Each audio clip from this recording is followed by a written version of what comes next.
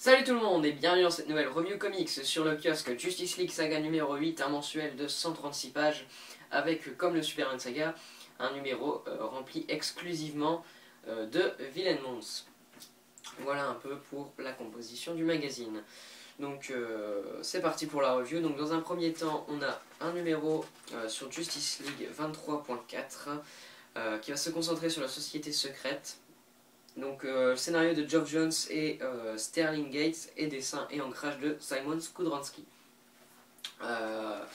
Très bon numéro de Villain Mons, personnellement j'ai beaucoup aimé, donc il va se concentrer donc dans un premier temps vraiment sur est-ce que je peux en parler. C'est un peu ça le problème parce que est-ce que je peux révéler l'identité de ce personnage. Ouais, voilà, donc attention, spoiler pour ceux qui n'auraient pas lu la fin de Trinity War. Je vais spoiler l'identité d'un personnage assez important, donc si vous ne voulez rien savoir et que vous n'avez pas encore lu, que vous êtes un lecteur libraire et tout, enfin bref, que vous ne voulez rien savoir de Trinity War, bah fuyez parce que je vais révéler un événement assez majeur. Donc, qui va se concentrer donc sur Alfred Pennyworth de la Terre 3 et Allman, donc le Batman de la Terre 3 en quelque sorte. Donc la première partie de l'intrigue se déroule sur Terre 3. On va vraiment voir une Gotham très différente, des personnages très différents. Donc Allman qui est vraiment un personnage, moi que j'aime beaucoup pour l'instant, qui m'intéresse vraiment pas mal. Donc le récit est raconté par donc Alfred ou le Outsider si vous voulez, donc de Terre 3. Il va y avoir une course-poursuite entre Allman et le Joker de Terre 3 qui aura fait quelque chose de très grave en rapport avec le Dick Grayson de Terre 3. Ça fait beaucoup de Terre 3 répété plusieurs fois. Voilà, j'en dis pas plus parce que sinon là je vais révéler un truc assez majeur. Le cliffhanger est vraiment très intéressant. C'est très beau en termes de dessin. Moi j'aime vraiment bien Skudranski. Voilà, il pose vraiment une ambiance très intéressante. Il y a des pages vraiment formidables, donc, comme celle que je vous avais montrée juste ici, où on voit Allman en gros plan qui effectue un saut. Voilà, que je trouve vraiment très belle. Donc voilà, c'est vraiment un bon numéro qui est très intéressant, qui nous en apprend un peu plus sur le personnage d'Allman et l'Outsider. C'est vraiment très intéressant, c'est très beau, c'est un très bon numéro du Villain Mons, donc je lui mettrai un 4 sur 5 à ce numéro de Justice League 23.4, la société secrète. Ensuite, Justice League of America 7.4, donc sur Black Adam, scénario de Geoff Johns et Sterling Gates, encore une fois, et dessin de Edgar Salazar. C'est très beau, encore une fois, en termes de dessin. Des pages vraiment sublimes. Il y a juste 2-3 pages où je trouve le visage de Black Adam pas terrible. Il y en a une en particulier, mais je pense pas que vous allez voir de là où je vais vous montrer. Non,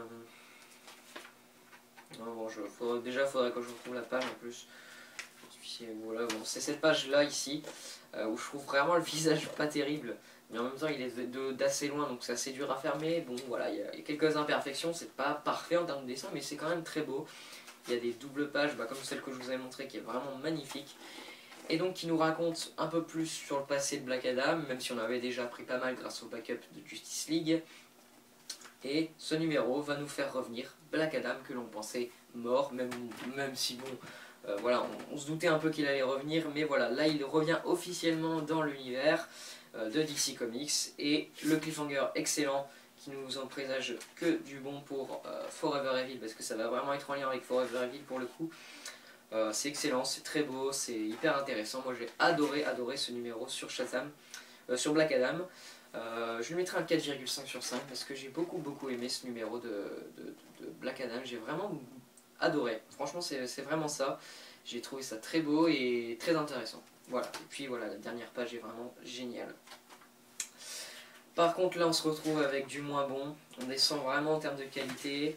Là, c'est Justice League of America 7.1, scénario de Matt Kindt et dessin de Sami Basri et Kate Champagne. Oula, c'est des noms compliqués. Je sais pas du tout comment ça se prononce. Donc il y a une partie en gros sur les flashbacks où ça va être Kate Champagne sur les flashbacks. Enfin non, c'est bon, c'est compliqué. Bref, il y a deux dessinateurs quoi. Ce numéro va en fait Urban Comics met ça dans le kiosque parce que il compte dès le mois prochain mettre la série Suicide Squad, oulala, je sais pas du tout prononcer, Suicide Squad, pardon. Donc Suicide Squad qui est une série sur des méchants qui doivent faire des opérations suicides pour l'Argus. Là c'est un numéro donc, du Justice League of America 7.1 qui va se concentrer sur Deadshot. Donc déjà Deadshot c'est un méchant qui m'intéresse pas du tout, j'en ai rien à faire de ce personnage, voilà, je suis désolé mais le personnage franchement il me passe complètement au-dessus. Graphiquement c'est pas moche mais c'est loin d'être beau. Puis bon en termes de scénario très basique, donc ça nous raconte dans un premier temps l'enfance de Deadshot. L'enfance c'est quelque chose qui va revenir pas mal de fois, hein, à partir de là on va parler que de l'enfance. Ça va être plus ou moins bon dans certains cas, là pour le coup c'est très basique. Voilà, donc ses parents et sa sœur qui vont se faire abattre et donc il va vouloir se venger. Bon voilà, c'est pas catastrophique mais très basique, voilà. Je vais pas aller plus loin, c'est très basique en termes de dessin et en termes de scénario. Donc je mettrai un 3 sur 5, ça m'a vraiment refroidi après 2 très bons numéros, là on redescend vraiment en termes de qualité et c'est dommage. Ensuite, Detective Comics 23.2, scénario encore une fois de Matt Kindt et dessin et ancrage de Neil Googe. Oula, encore une fois un nom que je connais pas du tout, donc je suis pas du tout sûr pour la prononciation, sur Harley Quinn. Donc c'est pareil qui aura son importance dans la série Suicide Squad qui arrive le mois prochain. Graphiquement, c'est plutôt sympa, ça a sa propre identité, moi j'aime bien, ça va très bien avec l'univers d'Harley Quinn un peu déjanté et tout. Après c'est pareil, Harley Quinn est un personnage qui me... Je sais que c'est un personnage qui est pas mal apprécié dans l'univers de Batman, mais moi personnellement je ne fais ni chaud ni froid. C'est pas un mauvais personnage, je dis pas ça, j'aime bien, il y a quand même des séquences assez rigolotes en général entre elle et le Joker, mais c'est pas non plus un personnage que j'adore. Là pour le coup, ouais, c'est pareil, ça m'a vraiment pas remué ce numéro, c'est très... Enfin, j'ai pas compris en fait où il voulait en venir. Je pense que voilà, faut vraiment avoir lu Suicide Squad parce que là j'ai pas tout compris en fait, enfin j'ai pas trop suivi ce qu'elle voulait raconter. Voilà, c'est sympa mais sans plus.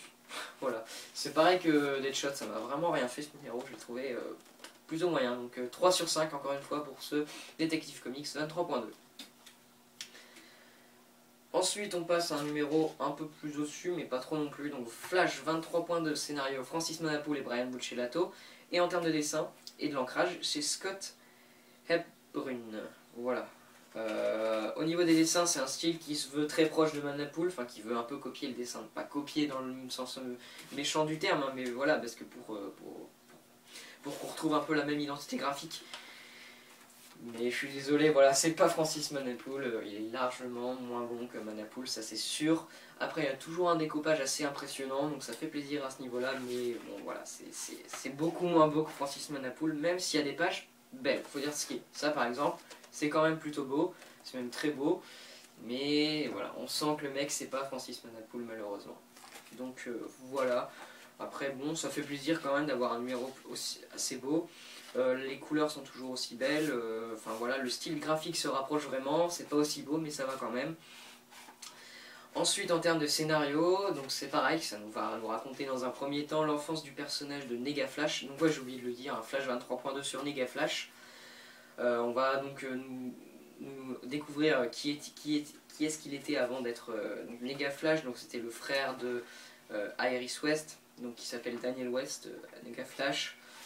C'est pareil, il va vivre une enfance difficile, donc avec un père qui était vraiment dur avec lui, et donc son but en fait c'est d'amasser assez d'énergie pour pouvoir remonter le temps assez loin et pouvoir s'en prendre à son père, pour lui faire payer l'enfance qui lui a fait vivre. Voilà, c'est très basique comme motivation, très basique comme histoire, mais c'est bien fait, donc voilà, ça fait plaisir, c'est plutôt beau en termes de dessin. Voilà, c'est un petit interlude entre l'arc qui était commencé sur Nega Flash qui était très bon. Moi je lui mettrais un 3,5 sur 5 à ce Flash 23.2, c'est sympa mais c'est moins bon que d'habitude, faut dire ce qui est quand même. Voilà pour ce numéro.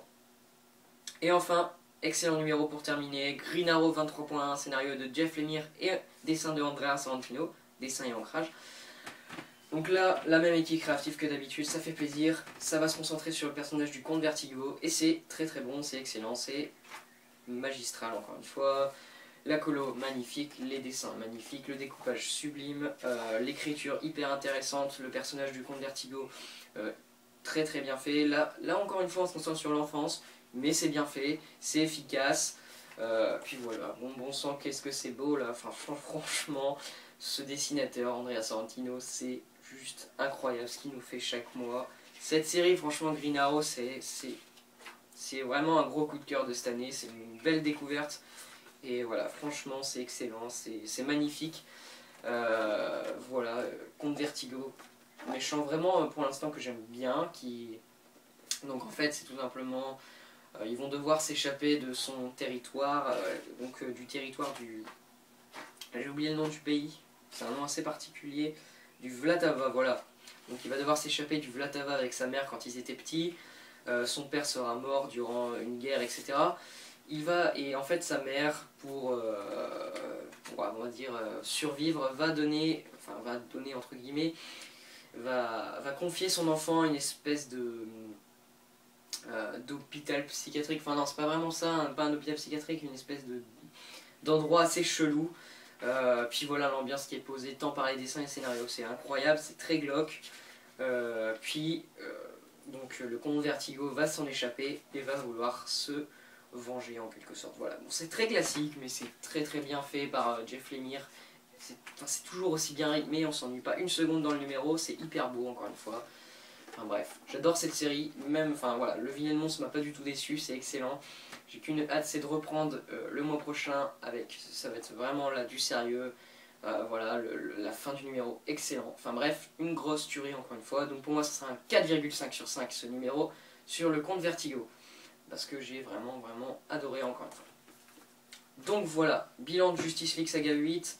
Pas aussi bon que d'habitude. On a 2 numéros sur Harley Quinn et sur Deadshot qui m'ont un peu déçu en ce qui me concerne. Mais au-delà de ça, après on a des numéros sur la Société Secrète, Nega Flash, qui sont vraiment bons. Et après le numéro sur Black Adam et sur Comte Vertigo sont juste excellents. Enfin moi j'ai vraiment adoré, c'est vraiment d'excellents numéros qu'il ne faut pas louper. Donc voilà, un très bon kiosque ce Justice League Saga 8. Voilà, j'ai très impatient d'être le mois prochain pour rentrer vraiment plein dans Forever Evil. Même si là on a toujours le statu quo qui est exposé, donc voilà, qui est très intéressant. Enfin bref, c'est excellent. Il y a vraiment de très bons numéros dans le kiosque, donc faut toujours pas louper ce kiosque parce que c'est là où se passent vraiment les événements majeurs, faut dire ce qui est. Donc voilà, à plus tout le monde pour une review comics. Enfin, ce sera pas vraiment une review comics, je vais vous présenter en quelque sorte la série American Vampire que j'ai découvert il y a pas longtemps. Sur les 5 tomes. Voilà, donc à la prochaine pour cette vidéo, puis après pour d'autres vidéos, je sais pas encore quoi, mais bref, à la prochaine, à plus tout le monde, prenez soin de vous, et voilà, à plus tout le monde.